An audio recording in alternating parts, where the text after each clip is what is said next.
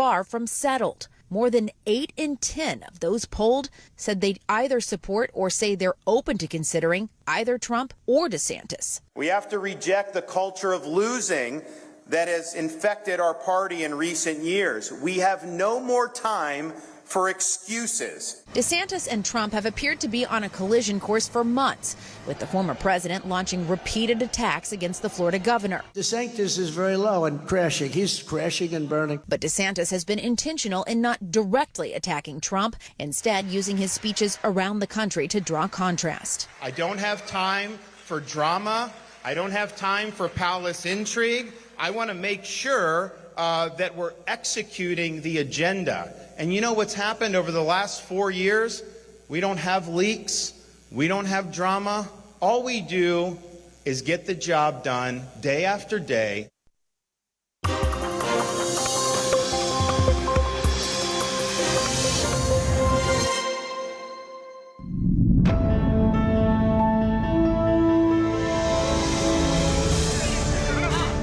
The Congress has taken huge leads. Just compare this to 2018. This is 2023 right now, 2018. Look at the sea of saffron here. It was BJP 34 out of 56, the Congress only 19. But this time around in Karnataka, it's almost the opposite story. The counting has begun. We have got the first call. First one we are getting from Bellary City, constituency number 94, Zaka. The Reddy brothers, Somashekar Reddy of the BJP is fighting. His brother Gali Janardhan Reddy has formed his own party. The key race alert. Assembly constituency has around 1.5 to 2 lakh voters. Yeah. Which means even if it is a voting percentage of 70 or 65, still it's a substantial number of votes which is yet to be counted. Look at some of these rebels. Some of them are winning. Yeah. For example, Lakshman Savari has won. And Jagdish Shettar was a former chief minister, 6 times sitting MLA from Hubli Dharwad Central. He's not winning. Congress has sent out the news, ladies and gentlemen, an update. The Congress has asked all its candidates to come to Bengaluru.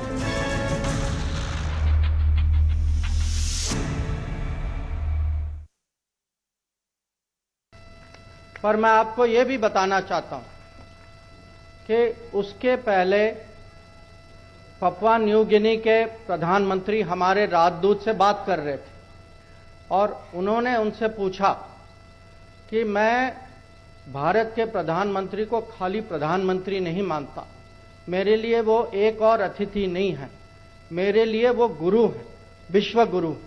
तो जब किसी देश, और वो भी Australia जैसे देश को, उनके प्रधानमंत्री जब कहते हैं कि आप दी बॉस, जब ये पपुआ न्यू गिनी के प्रधानमंत्री कहते हैं कि मैं आपको गुरुजी के स्तर पे मानता हूं, तो मैं आप सबको समझाना चाहता हूं कि अभी जो जिस परिप्रेक्ष्य से दुनिया भारत को देख रही है, वो इसका कारण है प्रधानमंत्री नरेंद्र मोदी जी का नेतृत्व। के नेताओं ने जिस तरीके से आपका अभिनंदन किया, आपका स्वागत किया, गर्मजोशी दिखाई, वह भी आपकी शख्सियत के बारे में बताता है। हमारे अमेरिका के राष्ट्रपति जो बाइडेन साहब जब वो आपसे मिलने आए तो उन्होंने कहा कि मुझे मोदी जी आपका ऑटोग्राफ चाहिए। यह अपने आप में बताता है आज आपके नेतृत्व में, आपकी शख्सियत के कारण बदलते भारत को दुनिया किस तरीके से देखती है, यह बताता है। उन्होंने आपसे इस बात की भी चर्चा की कि आपसे मेरी एक शिकायत है, आप अगले महीने हमारे यहां अमेरिका में आने वाले हैं और अमेरिका की सरकार एक स्टेट डिनर रखी है और उस स्टेट डिनर में मुझे लोगों की शिकायतें आ रही हैं कि मुझे भी निमंत्रण चाहिए, आमंत्रण चाहिए, हम भी मोदी जी से मिलना चाहते हैं और इसकी व्यवस्था की जाए। इस तरीके की बातचीत भारत के अमेरिका के राष्ट्रपति मोदी जी के बारे में कहते हैं। While PM Modi returns back to his homeland, we have with us Arun Dhananta joining us on the broadcast. Arun, what more details can you get us from the ground?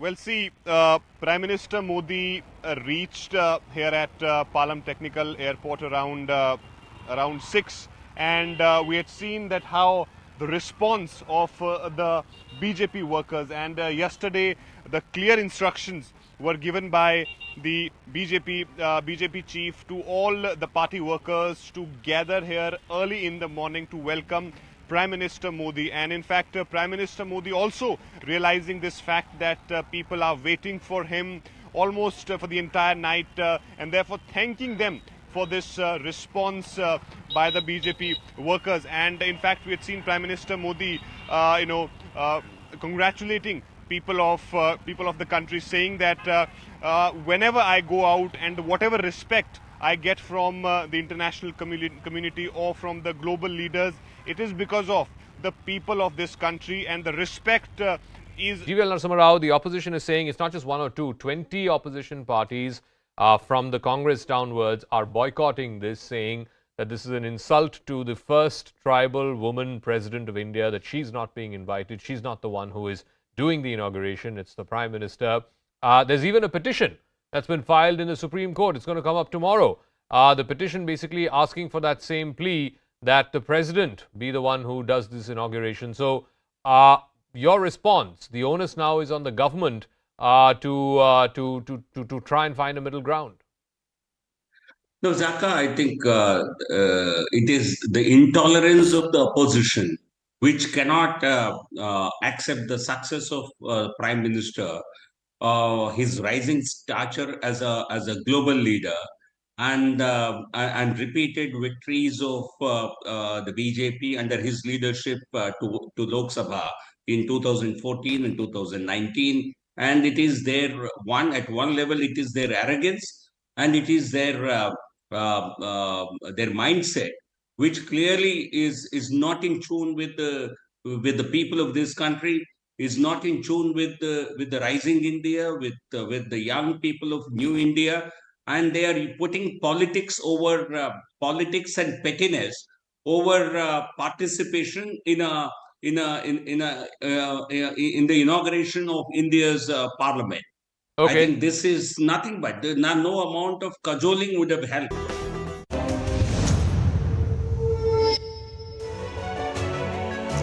Namaskar and a very warm welcome. You're watching Vantage. I'm Akanksha Swaroop.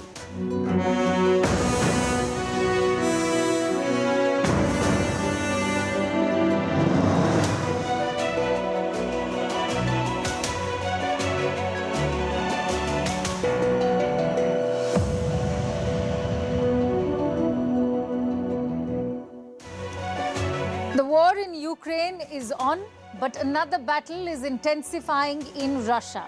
At the center of this, Yevgeny Prigozhin, a man who was earlier known as Putin's chef. These days, he likes to be called the Russian president's butcher.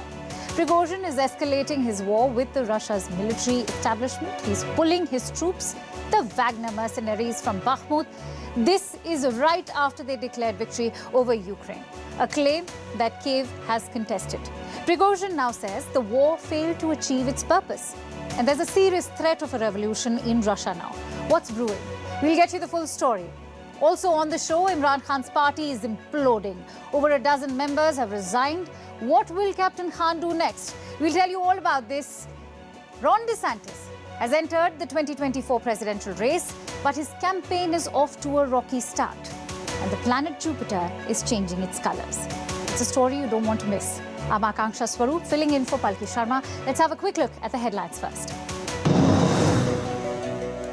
Japan scrambles fighter jets after detecting Russian intelligence gathering aircraft. The incident took place off its coasts along the Pacific Ocean and Sea of Japan. This comes days after Japan hosted Ukrainian President Zelensky at the G7 summit in Hiroshima. China's Ukraine envoy to head to Moscow tomorrow. Li Hui will hold talks with Russian Foreign Minister Sergei Lavrov. Last week, the Chinese diplomat met President Zelensky in Ukraine. Beijing is desperate to present itself as a peacemaker in the grinding conflict. So Sudan's warring factions trade blame game over truce breach. The one-week-long truce has been violated several times since coming into effect on Monday. The latest ceasefire was negotiated by the US and Saudi Arabia. Just days ahead of the election runoff, Turkish opposition leader Suuz Erdogan Kemal Kılıçdaroğlu lodges a $50,000 lawsuit against the Turkish president over an online smear campaign. Kılıçdaroğlu finished almost 5 points behind Erdogan in the first round on May 14. The runoff is on Saturday. Net migration to the UK hit a record 606,000 in 2022, putting more pressure on the government. The Rishi Sunak administration has pledged to cut dependency on foreign labour. The record high figure includes those arriving from Ukraine after Russia's invasion. There's also been an influx from Hong Kong as China continues to clamp down on civil rights. El Salvador football authorities cancelled the national championship midway. The decision comes after a stampede at a game on Saturday killed 12 and injured hundreds. The competition had only reached the first leg of the quarterfinals.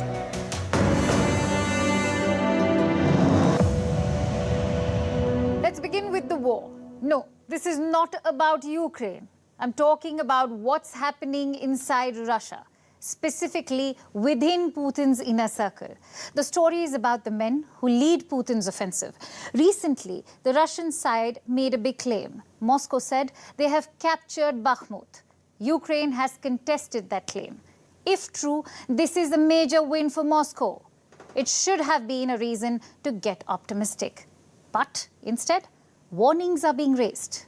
Yevgeny Prigozhin says there could be a revolution in Russia, one that could plunge Russia into turmoil. He's calling for martial law in the country. Prigozhin is Russia's most powerful mercenary. He leads the Wagner Group. He's a close ally of Vladimir Putin and the man on the front lines of the Russian offensive in Bakhmut. He has given an interview and he says this war could break up Russia. All these divisions can end in what is a revolution, just like in 1917. First, the soldiers will stand up, and after that, their loved ones will rise up. That was a message for the Russian elite. Prigozhin says a revolution could rock Russia. He's calling them out. What divisions was he talking about? Prigozhin says, as the war in Ukraine continues, Russia's rich and powerful are still leading lavish lifestyles, while the rest are being forced to join the war effort. Once again, Prigozhin has singled out Russia's defense minister, Sergei Shoigu. In this interview, Prigozhin refers to Shoigu's family members. He claims they are holidaying in Dubai, while the country is at war. This new interview is a scathing attack on the Russian elite. Prigozhin says their carefree lives could lead to a public uprising. Ordinary people could stand up against them and attack the elite with pitchforks. In his interview, he raises the spectre of a 1917-style revolution, when there was an uprising against the Tsar, Nicholas II. He and his family were executed by Bolsheviks, one of the leaders of the revolution. The movement ultimately swept Vladimir Lenin into power. Prigozhin is now warning this could happen again. It gets worse. A new video has come out. Prigozhin says the Wagner Group is now leaving Bakhmut. We are leaving for the back areas. Yes, we were told that we would be leaving. We are slowly moving back. The main thing is to be careful, one unit at a time. Well, all the rest, before June 1, we'll all gather and transfer the positions to the military. It will be done. We will complete the task given. This video came out today. The Wagner chief says he has suffered heavy losses. The battle for Bakhmut. Wagner lost 20,000 of his soldiers. That's the claim from Prigozhin. So how should we see this latest tirade? Throughout this war, Prigozhin has had an axe to grind with the military establishment. Prigozhin had led the war effort in Bakhmut, but he has made more news for his feud with the Russian defense minister. He has accused him of denying Wagner ammunition and repeatedly threatened to withdraw from Bakhmut. Now he's intensifying his attacks. In that same interview, he said Ukraine is now stronger. We spoke about denazification of Ukraine. We have made them a nation known all over the world. If at the beginning of the special operation they had, let's say, 500 tanks, now they have 5,000 tanks. If they had 20,000 men to fight with, now they have 400,000. How have we demilitarized it? It turns out that it is the other way around. We have militarized the hell of Ukraine. Well, that sounds like an appreciation. Is Prigozhin rebelling against his boss, Vladimir Putin? Not quite. Prigozhin's loyalties still lie with the Russian president. He just hates the Russian defense minister. Now for political credo. I love my motherland. I serve Putin. Shoigu is useless and we will fight on. That's it. I serve Putin. Shoigu is useless. That's the message from Prigozhin. Perhaps that's why he is setting him up to fail. The Wagner chief now says they'll withdraw from Bakhmut by June 1. They'll hand over the charge to the Russian forces. Those soldiers who report to Shoigu. Meanwhile, Ukraine is intensifying its operations there. Ukrainian soldiers are on the outskirts of Bakhmut and they're trying to move in. So the fighting will intensify. But what about the infighting within Russia's top brass? Prigozhin's statements cannot be ignored. He's part of Putin's inner circle. His nickname is Putin's chef. That's also because Prigozhin once provided catering services to the Russian president. But these days, Prigozhin likes to be called as Putin's butcher. This is due to the central role of the Wagner in his war. But the Russian Defense Ministry doesn't like him either. When Russia claimed it captured Bakhmut, the statement from Moscow mentioned the Wagner forces, but it did not name Prigozhin. So there's clear infighting. It remains to be seen who comes out on top. Wagner isn't Russia's only problem. The war is slowly creeping inside their borders. And guess what? It's Russian citizens who are bringing it. A group of anti-Putin fighters are looking to capture Belgorod. It's a city in southern Russia. The Kremlin says the assault has been repelled, but the rebel fighters disagree. They claim the operation is still underway. So who are these Russian citizens fighting their own country? Why are they opposing Putin? And what is their end game? Our next report tells you all about it. It's an Instagram offensive. Soldiers riding into town on tanks, clicking selfies at captured buildings. It's an offensive Russia did not expect. So who are these fearless fighters? Turns out they're Russians. Time for a rewind. May 22nd, Monday. The city of Belgorod wakes up to this scene. Plumes of smoke rising to the sky. There's been a cross-border incursion. Fighters aligned to Ukraine have struck. Their operation was a surprise, but their message even more. We are Russians just like you. We are people just like you. We want our children to grow up in peace and be free people. The fighters are not Ukrainian. They belong to two Russian groups, Russian Volunteer Corps and Freedom of Russia Legion. Both were formed last year. Their mission? To fight for Ukraine. These groups oppose Putin's control over Russia. Some also eulogize Imperial Russia. While their motives differ, their plan is clear: repel the Russian invasion. Many of these fighters have been deployed on the front line. On paper, Ukraine doesn't control them. But on the battlefield, they fight the same enemy. Monday was a turning point for these groups. For the first time, they took the fight to Russia. Belgorod is located near the border. It's just 40 kilometers from Ukraine. The residents were caught off guard. First guns fired, then mortars, machine guns, the sound of machine guns, full-fledged, specifically. Nothing like this has happened since I lived here. The fighting raged for 2 days. The Russian rebels claimed to have captured multiple villages, but soon the empire struck back. Russian military launched a counter-offensive. They say 70 fighters were killed, and the rest pushed back into Ukrainian territory. We will continue to respond to such actions by Ukrainian militants, promptly and extremely harshly. Fighting done, it was time for propaganda. Russia says the rebels used vehicles made by the United States. They also have pictures. But the rebels say it's just war. You make do with looted and captured equipment. Like this one. The rebels managed to capture a Russian armored truck. They brought it back to Ukraine, posed with it, and invited journalists to have a look. The rebels had a stern warning for Moscow. Expect more attacks. Our future plans are entering new territories of the Russian Federation, which we will definitely enter. In principle, you should be just a little bit patient and wait just a couple of days to see us again on that side. What does this daring cross-border attack mean for the war? It's the first time Russia was defending. So symbolically, it's important. It could also force Russia to reassign some troops. Putin cannot assume that his border towns are safe. These rebels could strike any time.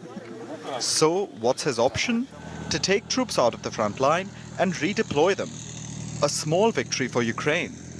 Another consequence could be this. Russia uses this attack to escalate further, to push deeper into Ukrainian territory. It's certainly possible, especially since the rebels used Western equipment. Ukraine has distanced itself from the attack. They say, we don't control the rebels. But the Russian fighters tell a different story. Planning, we could consult with them. We said, okay, we think this would be a proper attack on this, proper attack on that. What do you think? Is it a plausible aim? Is it like proper, good idea? Should we go here? Should we go there? So we could consult with them. These fighters are a headache for Russia. They are well-trained, battle-hardened, and most importantly, not affiliated to Ukraine. At least not on paper. This helps them operate in the shadows, to strike wherever and whenever they want. For a change, it's Russia on the defensive. Our next story is about Imran Khan. He's moving from one crisis to another and is facing challenges at every turn.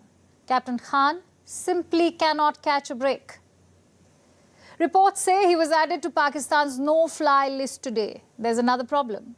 His party, the Pakistan Tehreek-e-Insaf or PTI, is imploding.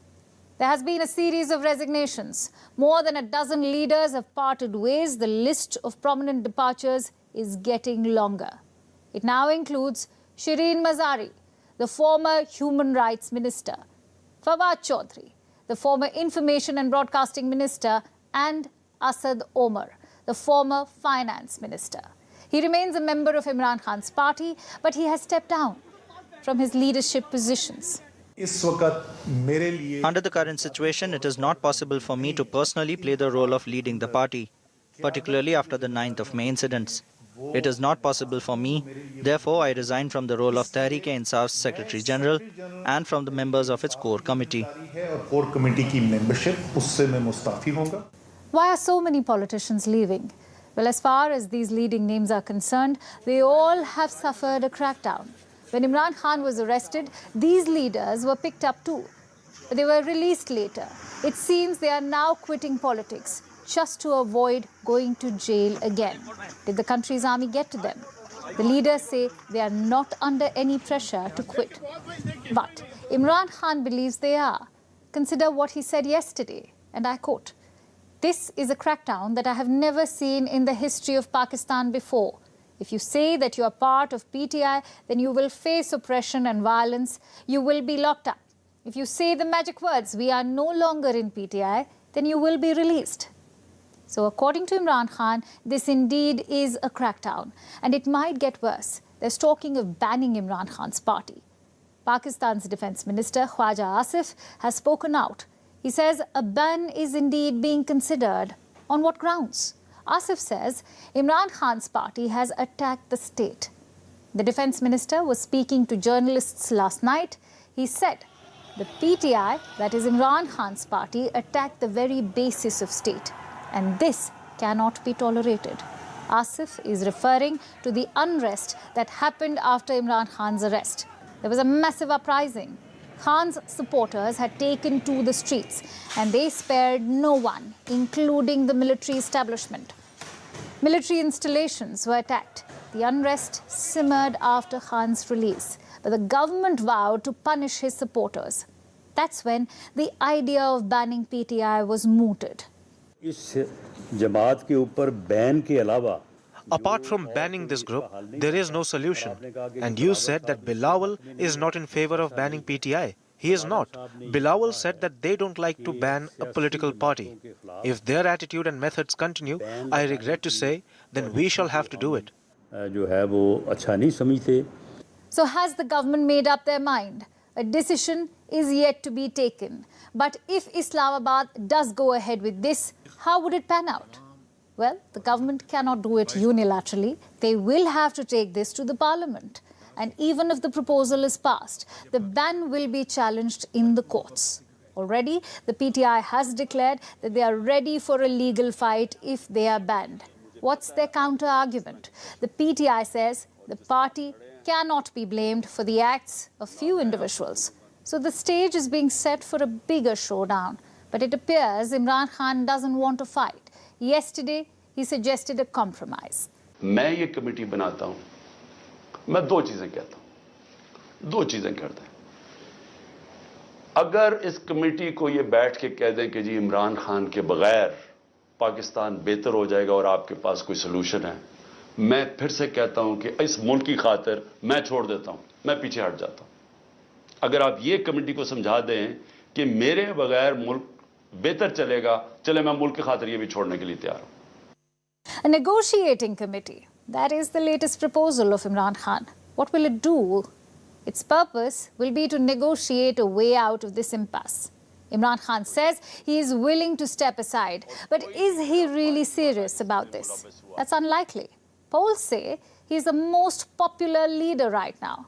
But his problems are compounding. There are nearly 150 cases against him. So the fear remains that he could still be arrested. The army has declared an open war against him, and now his party has been fractured. How will the impasse end? Honestly, we do not know for sure, but we can say one thing. The climax of the story will be written in Rawalpindi and not Islamabad. Over to some US politics now. Donald Trump has a new challenger in the Republican Party. This man, Florida Governor Ron DeSantis. He's been hinting at running recently, but on Wednesday, he made it official. Just one problem, though. The announcement went horribly wrong. DeSantis chose to do it on Twitter Spaces with Elon Musk. Both men were online and ready to go. But Twitter had a meltdown. Take a look. Tonight, I'm pleased to introduce two individuals. He kept Florida's schools open and its economy thriving, while my state of California chose 2 years of learning loss and lockdowns that we have yet to fully. So, I'm obviously very excited to have Governor DeSantis make this.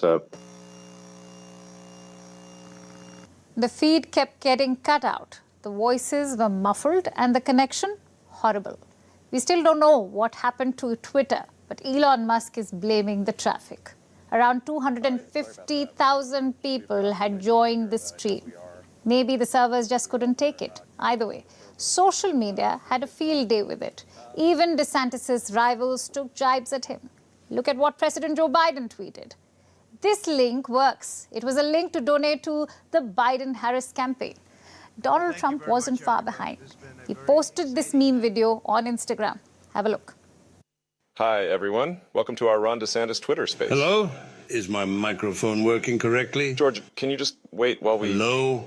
Can you hear me? We can all hear you, George. Can you just hold on for a second? Hilfa, I don't think they can hear me. Hear you fine, George. Just speak to the I don't think George knows how to use Twitter. Hello? Can you hear me now? Can I please make my big announcement now? Everyone just... Hello? Just shut up, George. Can somebody just mute George?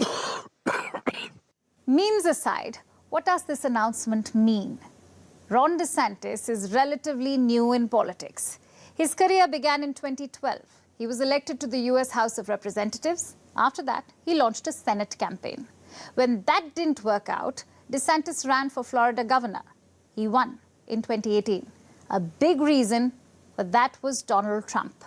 Trump endorsed DeSantis. He also praised his handling of the COVID-19 pandemic.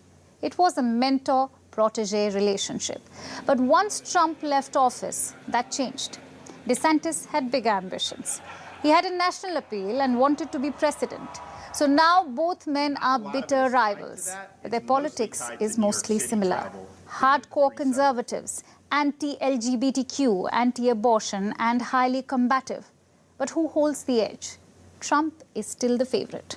A recent poll found that 53% Republican voters want Trump.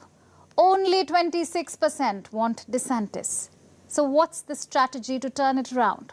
DeSantis has billed himself as Trump light.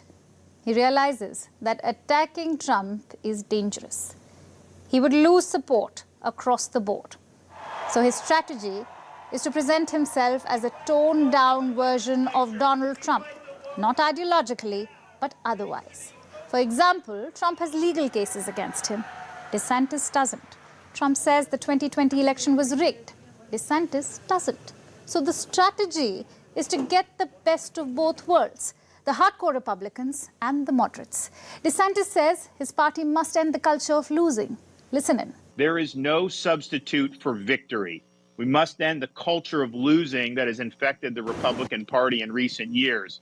The tired dogmas of the past are inadequate for a vibrant future. Biden's allowed woke ideology to drive his agenda. We will never surrender to the woke mob. That's his favorite attack. He keeps talking about the quote-unquote woke ideology. It makes him a very divisive figure. As governor, Ron DeSantis has pushed a hardcore conservative line.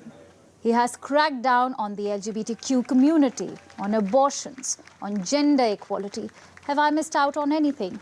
Okay, wait, even climate action. His adverse views on these issues make him highly controversial, but they also make him very popular. Will it be enough to challenge Trump? Not yet. Some say DeSantis lacks charisma. Now, Biden and Trump aren't exactly charismatic charmers, but both of them score elsewhere. Biden is a Washington veteran. Trump is a celebrity and former president. DeSantis is neither. Plus, his foreign policy chops are untested. I think we're going to see some changes from him in the next few weeks. I think he realizes that he's going to have to become more of a showman, while at the same time tacking in somewhat moderate directions. To try to do both of those is a challenge. If he's able to do it, he might be able to get more support and be a more viable challenger for Trump. So the verdict is clear. DeSantis is popular, but not popular enough to challenge Donald Trump.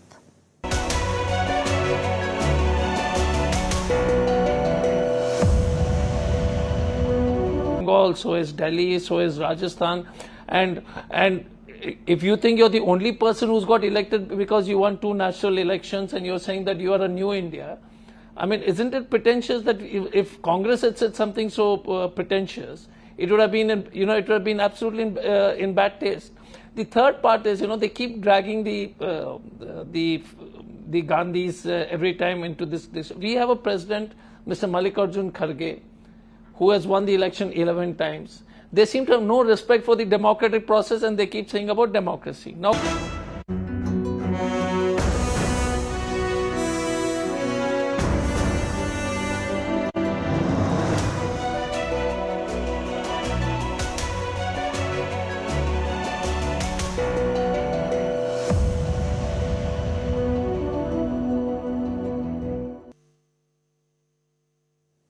And here's the latest from Germany. The country is looking to chip in.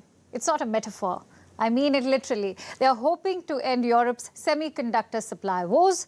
It promises to be a challenging task. The basics first. Semiconductors or chips are everywhere. In our phones, in our appliances, even in our cars and in our weapons.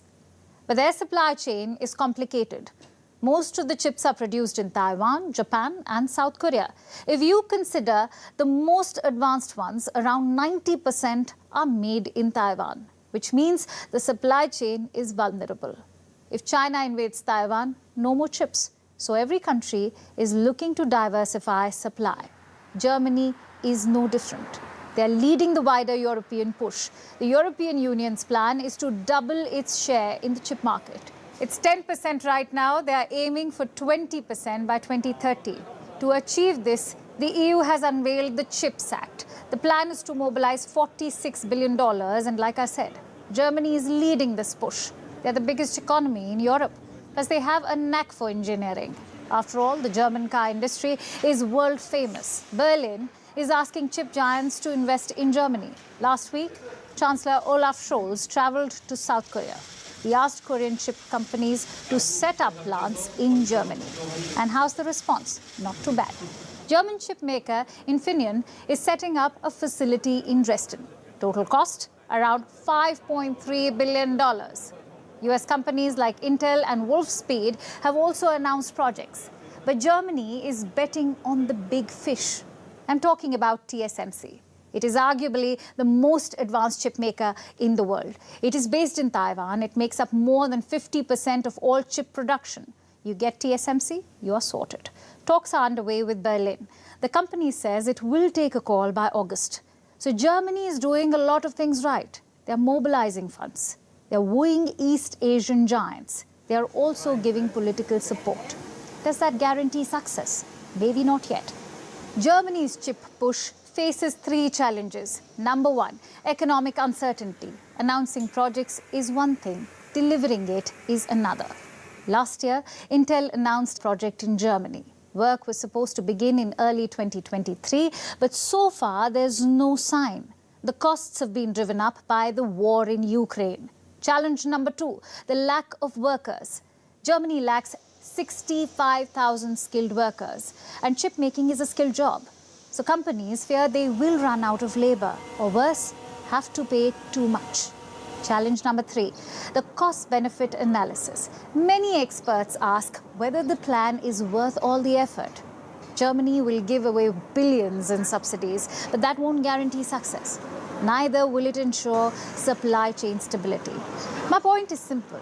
Germany will be spending a lot of money for very little gains. So citizens are also doubtful. They don't see any logic in the plan, especially not in the middle of a cost of living crisis. So that's where Germany's chip plan stands. Desirable, but too ambitious. It's a dilemma most countries face, even India. Last year, India announced a $10 billion plan to become a chip-making hub. But the plan is yet to take off. We're talking about established supply chains here. Replacing them won't be easy. It will require major innovation and lots of money. Both appear lacking right now. Let's say you want to throw away some tattered clothes or those old electronic wires you never use anymore. What would you do about it? There are a number of options. But is dumping this waste in your neighbor's backyard one of them? Hopefully, the answer is no. Since you are not Europe, because that's exactly what the continent has been up to. It is taking used clothes, electronics, and everything in between, and just dumping it in the global south. That is, Asia and Africa. These continents have become the ideal dumping ground for 90% of Europe's clothing waste. But that's not all. Europe is the biggest generator of e-waste in the world, most of which finds its way to landfills in Asia and Africa. And the number of waste exports have only risen over the years, despite several warning calls, growing environmental pressures, and health problems among millions. Our next report brings you more. The global south has become a dumping ground for Europe. Anything and everything Europe doesn't need is dumped in Asia and Africa, especially countries like India, Pakistan, Togo, Cameroon, Tunisia, and Ghana. And this waste has an eclectic mix of useless things, but it's mostly either used clothes or electronic waste. Let's first talk about textile waste. 90% of Europe's used clothes end up in Asian and African landfills. And that's a lot, because Europe generates a staggering 5.8 million tons of textile waste every year. That's about 11 kg of waste per person. In 2019, Africa received over 60% of these used clothes. It used to be the primary destination for unwanted exports. But Asia has emerged as a worthy competitor. Today, it receives 41% of Europe's textile waste, while Africa gets 46%. So Asia and Africa are facing the slow burn of Europe's fast fashion choices. And it isn't just textile waste that is ailing the global south's landfills. It's also electronic waste. This includes old phones, kitchen appliances, and even automobiles. Basically, all kinds of electronic devices that are rejected by Europeans. Everything that is no longer worthy for European streets makes it to the southern continents. In fact, even cars that have been involved in terrible accidents are exported to these places. So basically, the brunt of self-serving Europe's selfish choices is being borne by Asia and Africa. This waste is also a safety hazard. It is sometimes dangerous for the people who reuse it. And it is often hazardous to the health of landfill workers. They develop lifelong diseases because of such waste. But this trash is not only bad at micro levels, it is bad for the world as a whole. As amazing as fast fashion sounds, the textile waste it generates is terrible. It is the fourth highest source of environmental pressure, one of the biggest reasons behind climate change. And now it is washing up on the shores of Africa. Meanwhile, e-waste not only creates toxic air pollution, it creates a hazardous working environment. Workers develop burns, back problems, infected wounds, and respiratory problems. You must be wondering, why are Asia and Africa suffering from this? Why does Europe rely on them so heavily? Because these two continents are low-cost manufacturing hubs. Europe depends on them for its products, a result of which is the remaining surplus, the leftover from manufacturing like clothes and other products. This practice is great for business in Europe, but it's terrible for the environment. And Europe isn't blind to these facts. Yet it refuses to take responsibility. Waste management isn't rocket science, so Europe needs to do better. Countries must consume less, produce less, and recycle more. They need sustainable waste management practices, because it is criminal for countries to treat others as their personal junkyard. Climate change is not waiting for no one. So Europe needs to wake up and smell the toxins it's dumping in Asia and Africa. Cyclones, floods, drought, wildfires. These disasters are taking place all around the world, at this very moment, in fact. There's a cyclone battering the US territory of Guam in the Pacific Ocean, floods in Spain and Afghanistan, drought in the Horn of Africa, wildfires in Canada. All of this is happening as we speak. These extreme weather events are leaving behind a trail of destruction, and the results are catastrophic, both on people and the economy. The World Meteorological Organization has come out with a report. It details the impact of extreme weather over a 50-year period. The death toll is over 2 million. More than 2 million people were killed due to extreme weather events in the last 50 years. Over 90% of these deaths took place in developing countries. The economic losses are worth over $4 trillion. Our next report brings you the details.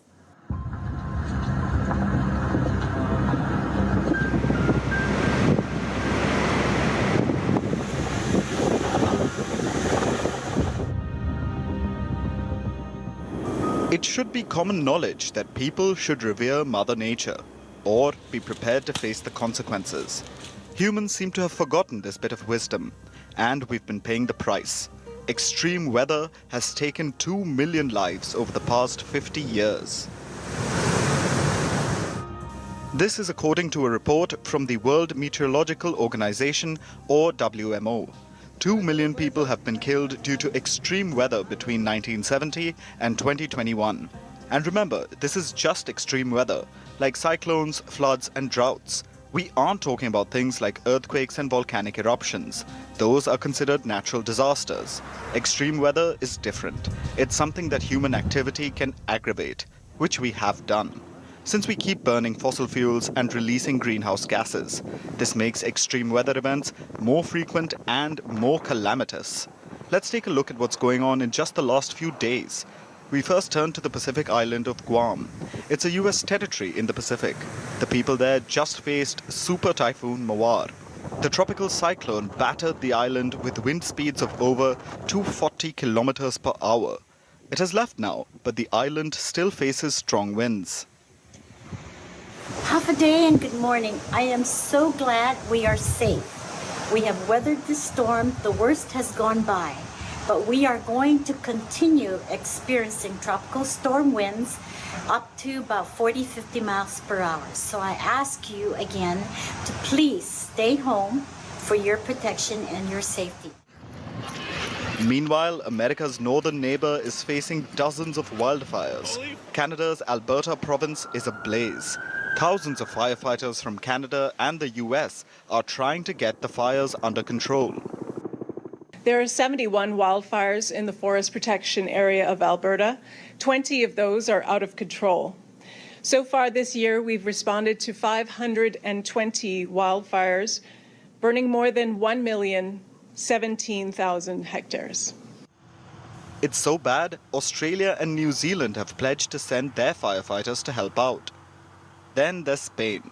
It's facing the full bouquet of disasters. Hailstorms in the north, wildfires and drought in the center, and floods in the east and south. There is no water and the reservoir has dried up. We don't know what happened, but they tried to fix it and now we can't drink the water. They're offering us water in trucks. I've lived here since January, and the shame of being from Murcia is that every time it rains, it pours, and everything gets flooded. Because really no effective solutions are put in place to avoid this from happening. So now it's time to check whether insurance will cover all of that. Afghanistan has to deal with extreme weather along with everything else it's going through. At 12:30 during the day, there were a lot of floods. All the villages were flooded and 12 villages are completely destroyed. We have 4 deaths, we have 1 wounded, and we have faced a lot of damages. And we expect our government to reach out to us to support us. You'll notice how the developed nations were talking about economic damages. The Afghan person spoke of deaths. That contrast is highlighted in the WMO report. Over 90% of the deaths from extreme weather events impact developing countries. Asia and Africa are particularly vulnerable. Extreme weather has killed over 500,000 people in Bangladesh alone. The country regularly faces cyclones and floods. Then there's the Horn of Africa region. Droughts killed over 500,000 people in just Ethiopia, Sudan and Somalia between 1970 and 2021. And another drought is currently underway. The world knows this, but it isn't doing enough. Crisis atop of crisis is threatening the lives and livelihoods of millions across the Horn of Africa. The longest drought on record. Mass displacement after years of conflict and insecurity, skyrocketing food prices, and now chaos and fighting have engulfed Sudan, radiating instability across the entire region. I call on donors and the international community to urgently fund the 2023 humanitarian response plan for the region. Today, they are just close to 20% funded, and this is unacceptable. Developed countries pledged about $2.4 billion yesterday. They were quite happy about it, even though the UN says it needs $7 billion. Over the years, rich nations have paid the lion's share for humanitarian assistance and the rebuilding of infrastructure after extreme climate events. The US alone suffered economic losses worth $1.7 trillion since 1970. That's about 40% of the global losses due to extreme weather. Yet, despite the cost, the developed world is still slow to fight climate change. Maybe because they have the money to burn on recovery. The developing world, however, does not have that money. And it pays for the insults to Mother Nature with innocent lives. They say storms always pass. That may be true, but only as long as you're not living on Jupiter. This planet is known for its constant storms and sheer size. It is our solar system's largest planet. Jupiter is so huge, it can fit over 1,300 Earths inside it. It is the 5th planet from the Sun and one of the brightest objects in the sky. But with that, it also makes science seem a bit dull sometimes, because so far, no one has been able to fully understand this planet. It's a big cosmic conundrum and a colorful one. Why do we say so? Because Jupiter keeps changing its colors, and no one could understand why. Well, until now. Scientists have finally discovered why Jupiter's colors keep changing. Our next report tells you all about it. This is Jupiter, the biggest planet in our solar system, just doing its own thing in space. But as relaxed as it seems, it can be quite temperamental. Mostly because it's so gassy all the time. This doesn't have much to do with what Jupiter had for dinner. Its moods are ever changing. But one thing is constant. Jupiter is always stormy. It has a very thick atmosphere and really strong winds which create complex weather patterns. And Jupiter's clouds are constantly pushed around because of this ever-present storm. But these clouds don't work like they do on Earth. They form bands which swirl around.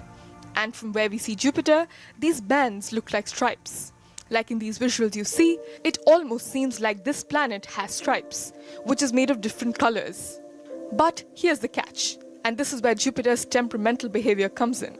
This planet's stripes aren't constant. They not only move around a lot, along with the moving clouds, but they also change color. Now, that's where the real trust issues begin. Why, you ask? Because you never know which color Jupiter decides to wear on a given day. Sometimes it seems to be donned in pastels. Other times, the color palette looks dark and almost angry. And these colors change every 4 to 5 years. But as interesting as this so-called outfit change is, it is also one of science's greatest mysteries. For the longest time, scientists didn't know what made Jupiter change its colors, but now we have an answer. Thanks to the astronauts from the University of Leeds, they have published new research. It is based on information from NASA, whose spacecraft has been orbiting Jupiter for about 7 years now. So why does Jupiter change its colors? It has a lot to do with the planet's magnetic field, which is extremely intense, about 20,000 times stronger than Earth's. Every few years, there are changes in Jupiter's field, and these changes happen deep inside the planet, about 50 kilometers below the gas giant's surface, the result of which is seen on the planet's surface. Think of it as a churning on the planet. This affects Jupiter's weather. Sometimes it takes quite personally, considering its constant storms. So, as this weather goes a little crazy, causing the color of stripes to change, there are still many unanswered questions. But this advance is surely a leap forward. Hopefully, research will better our understanding about Jupiter and its ever-fluctuating moods. And now it's time for Vantage Shots, images that tell the story starting with Iran. The country has test-launched a ballistic missile. Iran says its missiles are an important retaliatory force against the US and Israel. In Guam, Typhoon Mawar has made landfall. The Category 4 storm has caused some major damage. We'll show you satellite images as well. In Australia, a massive fire broke out at a multi-story building in central Sydney. Eyewitnesses felt the ground shake before walls of the building collapsed. And finally, what makes May 25th significant? Taking you back in history, on this day in 1969, a military coup led by Commander Jafar Nimairi overthrew the government in Sudan. Nimairi ruled Sudan for more than 15 years. He was ousted in 1985 in another military coup led by his own defense minister. We leave you with that. Thank you so much for watching. We'll see you tomorrow.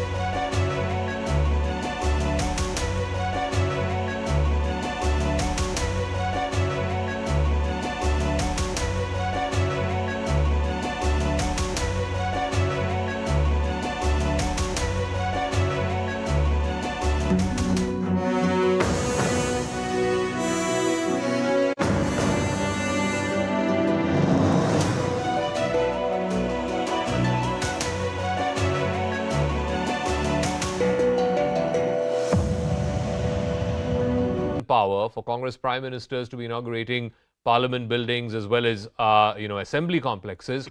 Why can't the current prime minister do that? After all, he is the head of a democratically elected government. He is the head of government. So, Jaka, before that, my good friend Narasimha Rao Saab said that, global leader and whatnot things. I mean, it's like the self-declared Vishwa Gurus. If there was a Quad meeting which got cancelled, everybody else didn't go, but our Honorable Prime Minister went and couldn't find a time to go to Manipur. Second issue is, I don't understand what is New India. Karnataka is also part of New India, so is Himachal, so is Bengal, so is Delhi, so is Rajasthan. And if you think you're the only person who's got elected because you won 2 national elections and you're saying that you are a New India, I mean, isn't it pretentious that if Congress had said something so pretentious, it would have been, it would have been absolutely in bad taste.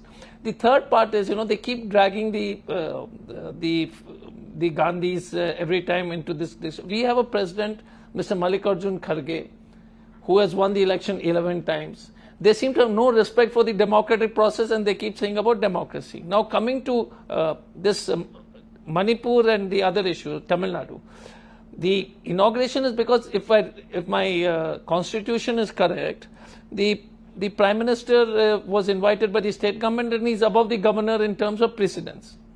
But there is something very interesting happening here today, and Narasimha Rao Saab must educate me. He's from the Rajya Sabha.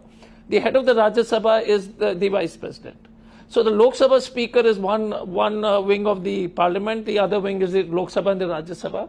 Prime Minister doesn't want the Vice President and President to come, because if they come, then they have to inaugurate, because the Vice President is also above the Prime Minister, which is too much of an ego, because I keep looking at our Prime Minister, As far as the information that we have, like Dr. Kumar, one second, just to clarify on that, the information that we have is, I believe that the Vice President has been invited. Now, GVL, if you have any other information you can share on the program. I would like, first of all, this is the plaque. This is the plaque of inauguration of Chhattisgarh Assembly, a new building of Chhattisgarh Assembly, and it mentions among the...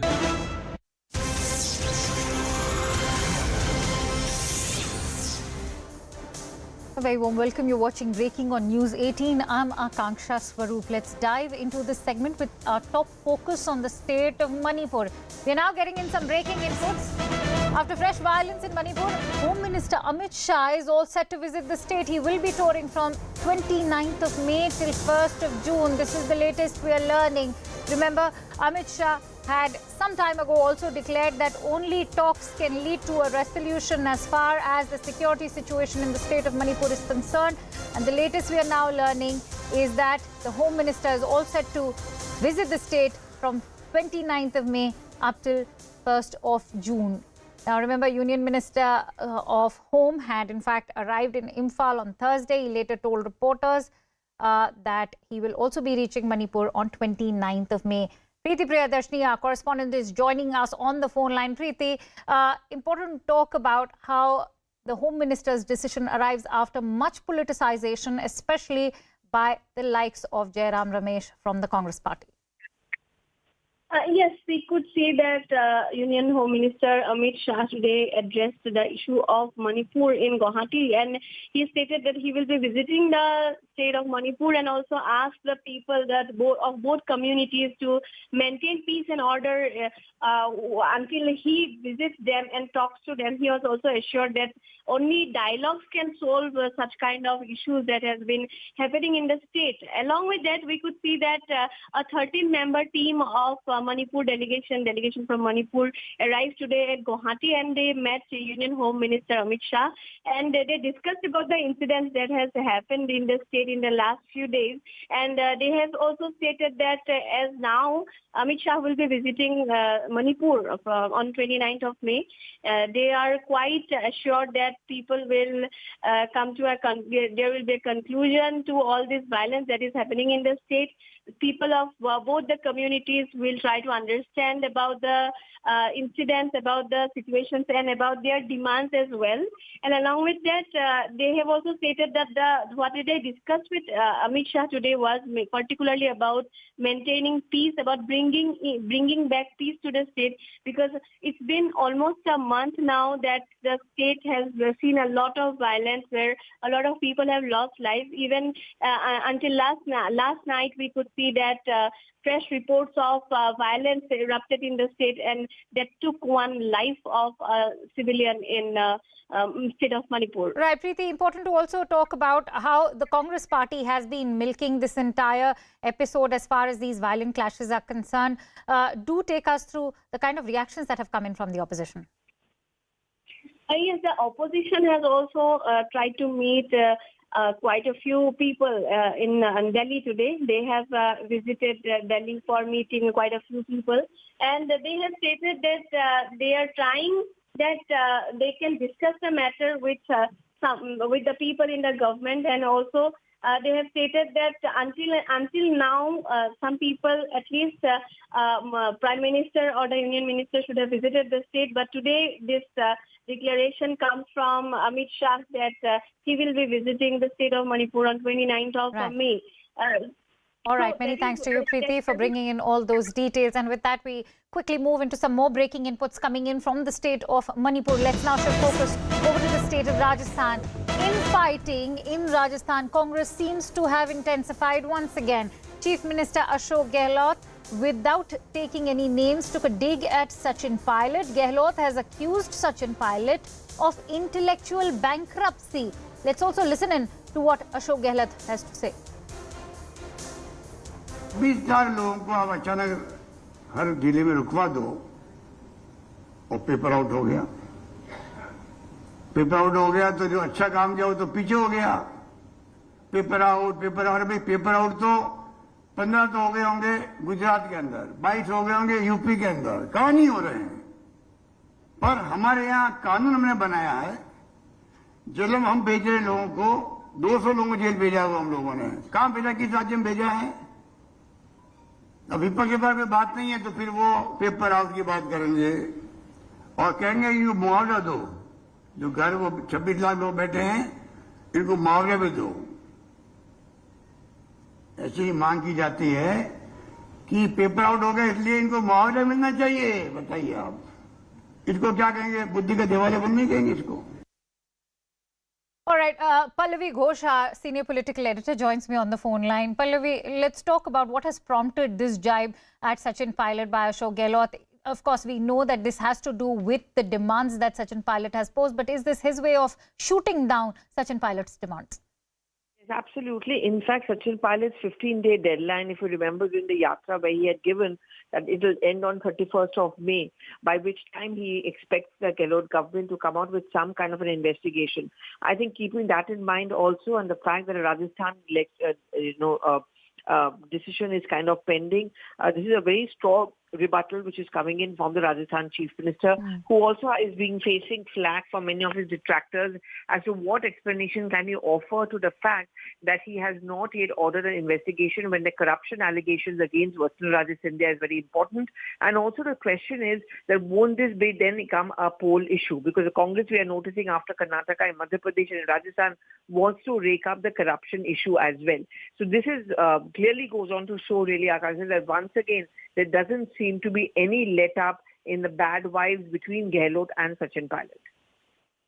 All right, Pallavi, thank you for putting that into perspective for us. And with that, let's now shift focus over to the Parliament. On Sunday, as we all know, India is all set to get its new Parliament building, but politics has continued to stay and surround this entire issue.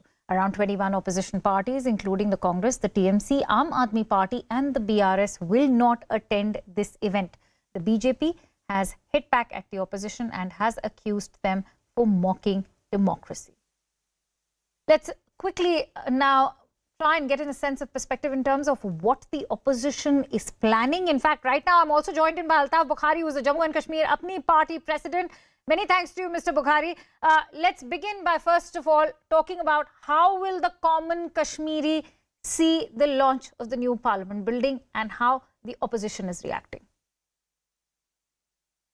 As a common Kashmiri, I tell you, we have a lot of expectations from this. We hope the first major decision this parliament will take would be restoration of our statehood and democratic rights so that we have an elected government. Right. Mr. Bukhari, what do you have to say to those who are boycotting this event? For them, they are trying to make a news. हम तो ये देखते हैं, they are trying to make a news out of something which we need to celebrate.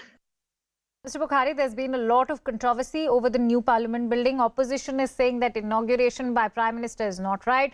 What are your thoughts? देखिए साहब, this is the temple of democracy. और हम parliamentary type of democracy में इसमें head of the government Prime Minister होता है. इसमें head of the government Prime Minister होता है. तो इस Prime Minister का inaugurate करना is part of a parliamentary democracy.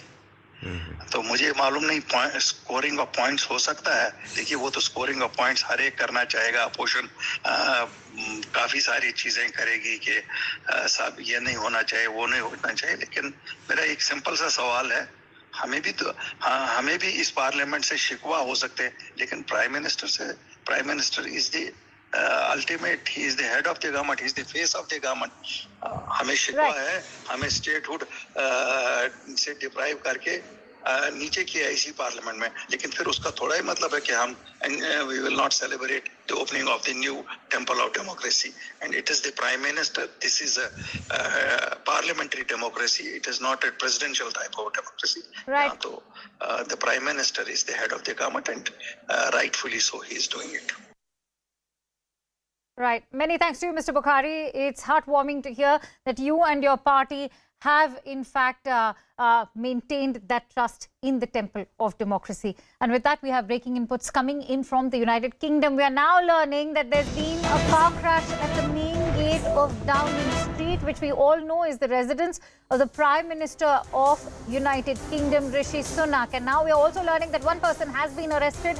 No injuries have been reported so far. We're learning that a silver Kia is the car that crashed at the main gate of the Downing Street. And while this crash happened, the Prime Minister Rishi Sunak was very much present inside the residence at Downing Street. We are also learning that one person has been arrested. Let's quickly go across to CNN News 18's Sanjay Suri, who's live with us right now. Sanjay, now that we are learning that an arrest has been made, has the Metropolitan Police been able to ascertain the identity of this person? Well, we haven't a disclosure on who this person is, but certainly this was a very odd incident. It's not clear what this person was trying to do. He was not even trying to bash through the gates of Downing Street, and that would not have been easy at all.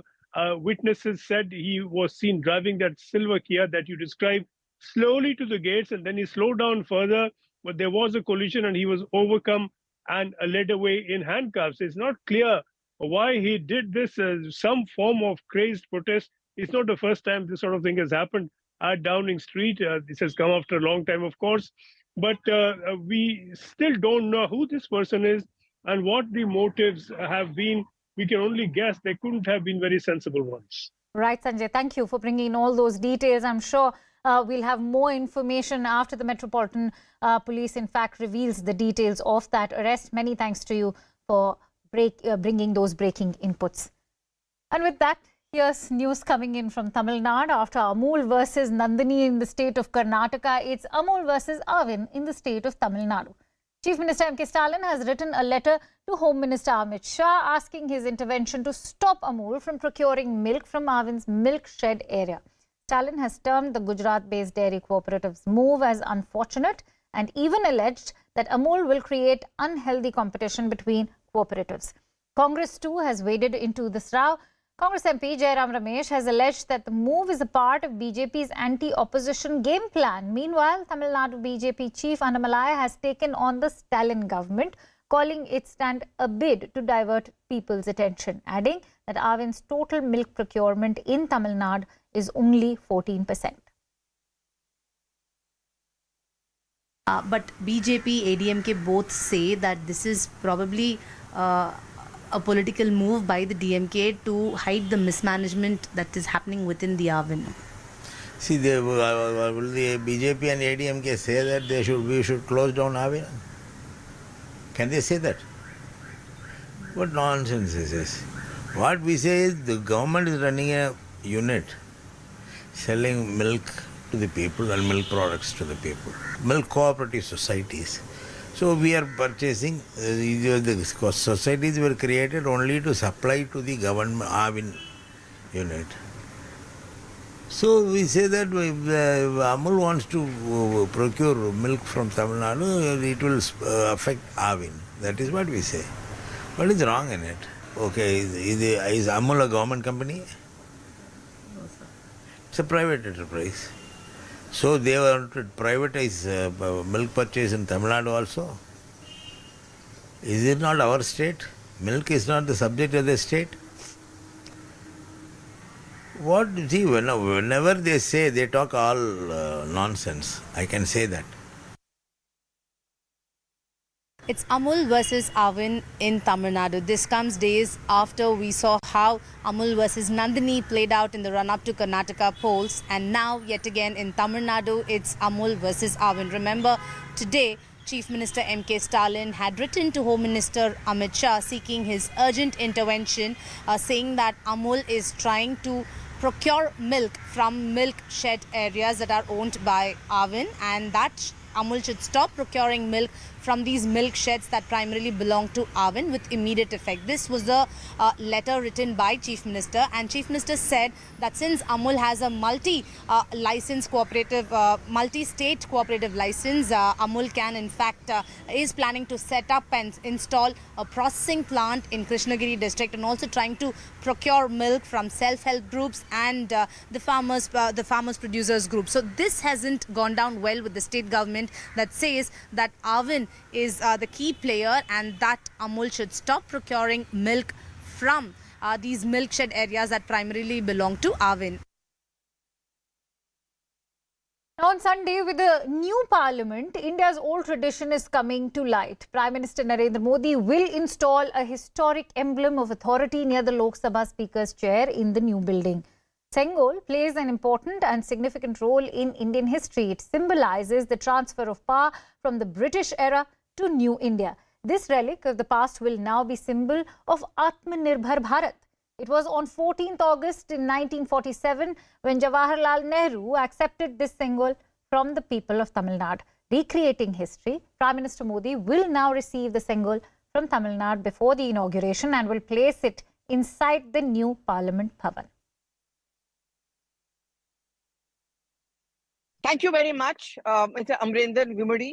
And it's a big day for, I guess, for you. First of all, before I ask you about how you feel about it, can you just explain to our viewers the significance of Sengol and the history behind it? Thank you for having me on your channel. I'm very happy to tell you that, as a part of the family, and it is a great moment for our family and for our country. And this Sengol has actually come from this part of the country, which makes us even more proud. The significance of a Sengol is it's a rule of the land. So whoever is ruling over the land has the Sengol. And the significance is that a lot of people could come and go, but the Sengol always remains the same. It's just to remind the person who's actually ruling it, the previous person ruled it with justice and with the right ethics. You should also do it with the same way. And what are the parts of the Sengol? Because I believe there's a Nandi there. I was just looking at one of the pictures. So if you could just explain to our viewers, what are the different parts and what each of it signifies? And if you have an idea, I'm sure you do, how it was made, how many people were involved in making it, and when was it made? The Nandi has totally 3 parts. The scepter has 3 parts. The top part is the Nandi. The bottom part, which is it's a little bit more bulged, which has the Lakshmi Ji on it, and below that it has a nice twining design to finish the rest of the bottom. The Nandi is for justice. You would have also seen people in a Shiva temple. They'll go and tell their wishes to the Nandi, and the Nandi tells it to Shiva, and it comes true. So it's also a part of that. And below that, we have the Lakshmi Ji, just to show us prosperity. And so I'm told it's made out of silver, but it's gold plated. So how many carats of gold? Yeah. This is still made out of gold, and the entire thing is made of 22 karat of gold, and it will probably weigh around about say 800 to a kilo of gold. And it's in, and your family, of course, has been involved. Your family tree is involved. Have you got to see it? Have you gone there to see it? Do you have an idea of the history behind it? And when was a particular year when it was made? Yeah. It was made in 1947. It should have maybe 30 days before the independence. The order had come in, and my grandfather and his brothers together have executed the job and then given it to the government. The design had come from the Adinam in Tiruvadadurai. So the significance of all of this is known by the Adinam, which is a mutt. It's a Shaivite mutt there. Yes. So they have given us the design and we have executed the job and given it back to the government. Have you ever gone to have a look at it yourself? Because it's in Allahabad Museum. Yes. No. I had not gone to look at it, but a few of people of our team, when we first discovered it was there in Allahabad, two of my team members had gone to Allahabad and seen the Sengol, and we were actually very excited. And we also confirmed this was the Sengol because there was a Tamil inscription on the Sengol, and it actually signified as to what this was, when it was given, to whom it was given, and why it is given also. So it's very clearly mentioned in Tamil. So when our people went there, we were able to find out this was the right piece that we were looking for. Amrita, have there been orders since the news broke out that it's going to be a part of Parliament? Have people coming to you with interest? Do they want to get a replica made for themselves as well? I'm sure a lot of people will be having that interest. But as an organization, we've decided not to do a replica of this for commercial purposes, but for our own purpose and for people to have a better look at it. We made one replica, but I don't think so we'll be doing anything for a commercial purpose because it's a very significant part of thing, and it's with our government, and it should be the one of a kind, and it should not be replicated at all. And are you happy when you first heard the news, when it was announced, for example, by the Home Minister, that Sengol is going to be a part and pride of place inside the Parliament? As someone whose family has been associated with it, and someone who's from Tamil Nadu and a Tamilian himself, are you proud? And as an Indian also, what were your first feelings? Overwhelming.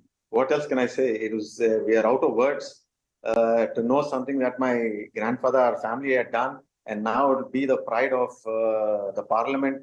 And the Home Minister has spoken in such length about this Sengol. Really, the importance is now it's got its actual worth and it's got its importance right now, the Sengol.